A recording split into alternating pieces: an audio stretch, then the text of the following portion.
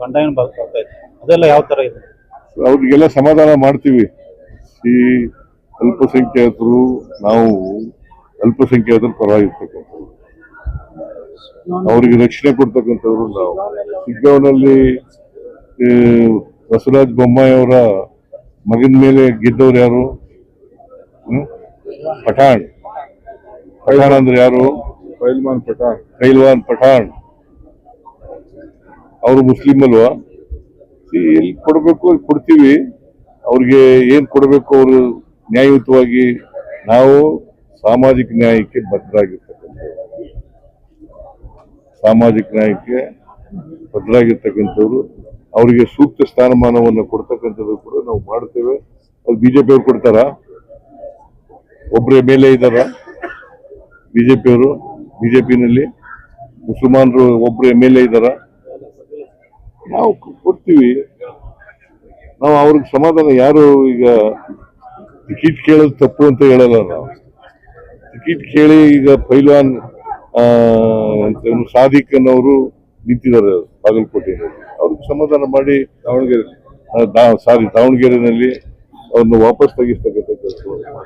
Sir, ಪ್ರಸ್ತುತ ರಾಜ್ಯ ಸರ್ಕಾರ ಈಗ ನಾವು ತೀರ್ಮಾನ ಮಾಡಿದೀವಿ, ಕನ್ಸೆಂಟ್ ಅವಾರ್ಡ್ ಮಾಡಬೇಕು ಅಂತ ತೀರ್ಮಾನ ಮಾಡಿದ್ವಿ. ಕನ್ಸೆಂಟ್ ಅವಾರ್ಡ್ ಮೂಲಕ ಕರಿ ಜಮೀನಿಗೆ ಅಂದ್ರೆ ನೀರಾವರಿ ಜಮೀನಿಗೆ 40 ಲಕ್ಷ ರೂಪಾಯಿ, ಕೃಷಿ ಜಮೀನಿಗೆ 30 ಲಕ್ಷ ರೂಪಾಯಿ ಕೊಡಬೇಕು ಅಂತ ತೀರ್ಮಾನ ಮಾಡಿದ್ದೀವಿ. ಬಜೆಟ್ನಲ್ಲಿ ದುಡ್ಡು ಕೂಡ ಇಟ್ಟಿದ್ದೀವಿ. ಈ ವರ್ಷದಿಂದ ಈಗಾಗಲೇ ಪ್ರಾರಂಭ ಆಗಿದೆ. ಮೊನ್ನೆ ಇಲ್ಲಿ ಮೆಡಿಕಲ್ ಕಾಲೇಜಿಗೆ ಶಂಕುಸ್ಥಾಪನೆ ಮಾಡಕ್ ಬಂದಿದ್ದಾಗ ಚಾಲನೆ ಮಾಡಿದ್ದೀವಿ. ಬಾಗಲಕೋಟೆಯಲ್ಲಿ ಚಾಲನೆ ಮಾಡಿದ್ದೀವಿ.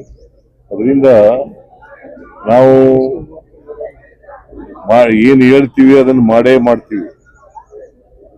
ಈಗ 3-4 ವರ್ಷದಲ್ಲಿ ಎಲ್ಲ ಪರಿಹಾರವನ್ನ ಜಮೀನುಗಳು ಮುಳುಗಡೆ ಆಗ್ತಾವಲ್ಲ, ಆ ಜಮೀನು ಕಾಲುವೆಯಲ್ಲಿ ಮುಳುಗಡೆ ಆಗ್ತಾವಲ್ಲ, ಆ ಜಮೀನುಗಳಿಗೆಲ್ಲ ದುಡ್ಡು ಕೊಡ್ತಕ್ಕಂಥ ಕೆಲಸವನ್ನ ಮಾಡ್ತೀವಿ. ಸುಮಾರು 70,000 ಕೋಟಿಗೂ ಹೆಚ್ಚಾಗ್ತದೆ.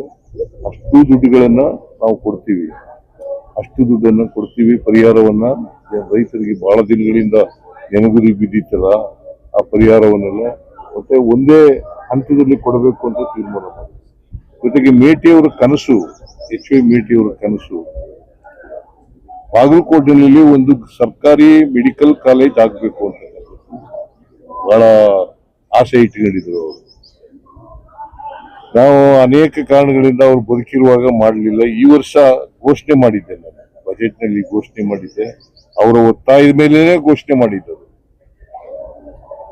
ಬಾಗಲಕೋಟೆಗೆ ಮೆಡಿಕಲ್ ಕಾಲೇಜ್ ಆಗ್ಲೇಬೇಕು, ಸರ್ಕಾರಿ ಮೆಡಿಕಲ್ ಕಾಲೇಜ್ ಆಗಲೇಬೇಕು ಅಂತ ಹೇಳಿದ್ರು. ಆಸ್ಪತ್ರೆ ಆಗಬೇಕು, ಮೆಡಿಕಲ್ ಕಾಲೇಜ್ ಆಗಬೇಕು ಅಂತ ಹೇಳಿದ್ರು. ಅವರ ಒತ್ತಾಯದ ಮೇರೆಗೆ ಮಾಡಿದ್ದು. ಆದ್ರೆ ಶಂಕುಸ್ಥಾಪನೆ ಮಾಡುವಾಗ ಅವ್ರು ಇರಲಿಲ್ಲ. ಅದು ಬಹಳ ನೋವು ಸಾಗುತ್ತೆ.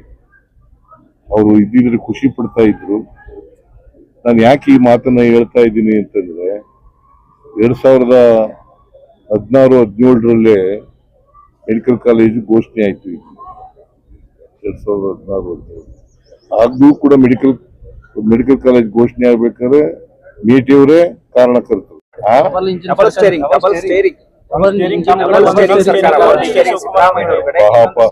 ಅವರೇ ಸೋತ್ ಬಿಟ್ಟಿದ್ದಾರೆ. ಲೋಕಸಭೆನಲ್ಲಿ ಸೋತರು, ಅಸೆಂಬ್ಲಿನಲ್ಲಿ ಸೋತ್ಬಿಟ್ರು. ಅವ್ರು ಹೇಳ್ತಾರೆ, ಏನ್ ಹೇಳ್ತಾರಪ್ಪ ಅವರು, ಡಬಲ್ ಸ್ಟೇರಿಂಗ್ ಇವೆಲ್ಲ ಹೇಳಾಯ್ತು. ಜನ ತಿರಸ್ಕಾರ ಮಾಡಿದ್ದಾರೆ. लेटेस्ट न्यूज अपडेट्स के लिए YouTube एक्सप्रेस को सब्सक्राइब कीजिए, साथ में बेल आइकॉन को भी क्लिक कीजिए। साथ ही साथ लाइक, शेयर और कमेंट करना ना भूलिए।